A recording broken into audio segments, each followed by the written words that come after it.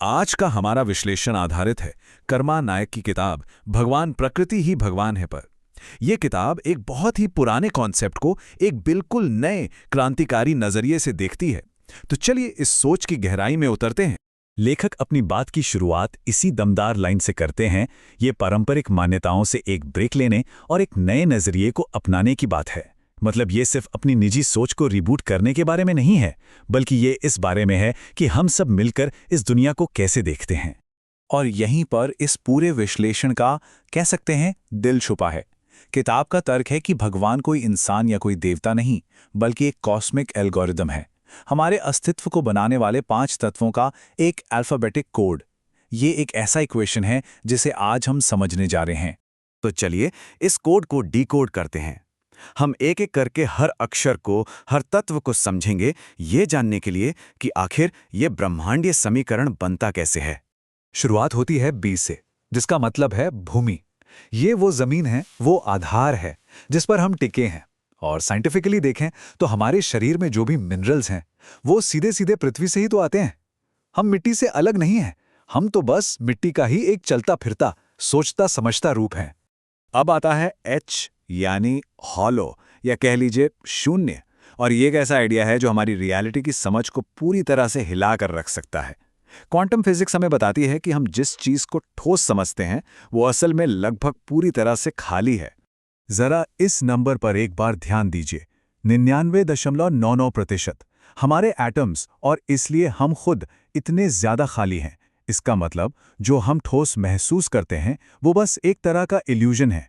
ये हमें याद दिलाता है कि हमारा असली स्वभाव शायद मैटर नहीं, बल्कि वो स्पेस है जिसमें मैटर मौजूद है। अगला पड़ाव है ए यानी अग्नि। और ये कोई बाहरी आग नहीं है, ये हमारे शरीर के अंदर लगातार जलने वाली वो जैविक आग है जिसे साइंस में हम मेटाबॉलिज्म कहते हैं। हमारी कोशिकाओं के अंदर की ये वो भट्टी है जो खाने को एनर्जी में बदलकर हमें जिंदा रखती है। और इस अंदर की आग का सबसे बड़ा सबूत हमारा normal body temperature 37 degree Celsius.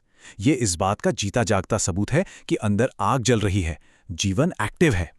जिस पल ये आग बुझती है, शरीर ठंडा पड़ जाता है। ये आग ही तो जीवन और बदलाव का प्रतीक है।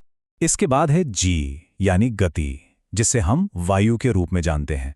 देखिए, हवा सिर्फ गैसों का मिक्सचर नहीं है, ये बहाव और कनेक्शन का सिंबल है।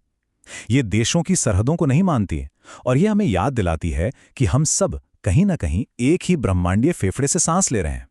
और अब आते हैं इस समूह के आखिरी कोर एलिमेंट पर, W यानी वाटर या नीर। हमारा शरीर और हमारी धरती दोनों ही करीब करीब 70% पानी है।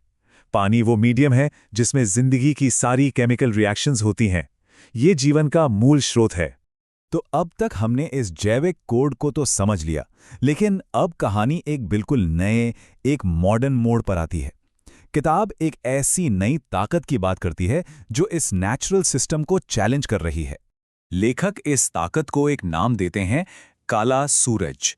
ये हमारी मोबाइल, लैपटॉप और टीवी स्क्रीन से निकलने वाली नीली रोशनी के लिए एक बहुत पावरफुल मेटाफर है।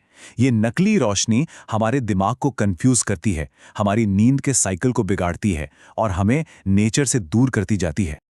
और ये स्लाइड साफ साफ दिखाती है कि दांव पर लगा क्या है। एक तरफ है हमारा डीएनए, यूनिवर्स का सबसे पुराना और सबसे मजबूत स्टोरेज सिस्टम, और दूसरी तरफ है डिजिटल डेटा जो बहुत ही नाजुक है, पल भर का है। एक बड़ी सोलर फ्लेयर हमारे पूरे डिजिटल इतिहास को एक झटके में खत्म कर सकती है। इस बात को जरा गहराई से सोचिए। ये लाइन इस मॉडर्न प्रॉब्लम के दिल पे चोट करती है। किताब का तर्क है कि हम अपनी असली विरासत को भूल रहे हैं, जो सिलिकॉन चिप्स में नहीं बल्कि हमारे अपने बायोलॉजिकल कोड में छुपी हुई है। तो सवाल यह है कि ये सब कुछ, भूमि, शून्य, अग्नि, गति, जल, ये सब मिलकर हमें कहाँ ले जाता है? चलिए अब इस कॉस्मिक इक्वेशन के फाइनल और सबसे जरूरी नतीजे पे चलते हैं, जहां सारी कड़ियां जुड़ती हैं। यहां हम देखते हैं कि ये पांचों तत्व, ये अलग अलग हिस्से नहीं हैं। नहीं, जब ये एक परफेक्ट बैलेंस में एक साथ आते हैं तो ये एक आखिरी, सब कुछ समेटने वाली चीज बनाते हैं। और वो आखिरी चीज है N यानी नेचर, प्रकृति। यही है वो महान संतुलन, वो अनदेखा धागा जो इन सभी तत्वों को पिरोकर जीवन बनाता है। इस फिलॉसफी के हिसाब से BHAGWAN का असली मतलब प्रकृति ही है। तो अगर प्रकृति ही सर्वोच्च है तो फिर पूजा कैसे की जाए? लेखक कहते हैं, अब कर्मकांड नहीं, कर्म करने का वक्त है। ये प्रकृतिवाद के लिए एक कॉल टू एक्शन है। मतलब एक पेड़ लगाना प्रार्थना बन जाता है, नदियों को साफ रखना तीर्थ यात्रा, और साफ हवा के लिए लड़ना एक धर्म युद्ध।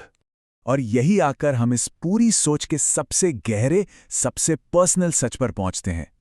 ये एहसास कि हम इस कॉस्मिक इक्वेशन से अलग नहीं हैं, बल्कि इसका एक जीता जागता, सांस लेता हुआ हिस्सा है। जब हम प्रकृति हैं तो हम खुद उस समीकरण का हिस्सा हैं। तो हम इसी एक गहरे सवाल के साथ आज की बात खत्म करते हैं। ये सवाल हमें हमारी अपनी प्राथमिकताओं के बारे में सोचने पर मजबूर करता है। क्या हम एक पल भर की डिजिटल दुनिया में इन्वेस्ट कर रहे हैं, या उस हमेशा रहने वाली प्राकृतिक दुनिया में जिससे हम बने हैं? हमारी सच्ची विरासत असल में है कहाँ?